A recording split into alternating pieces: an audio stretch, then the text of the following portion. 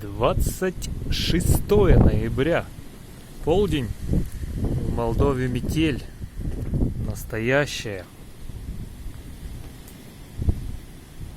Очень редкое явление в конце осени.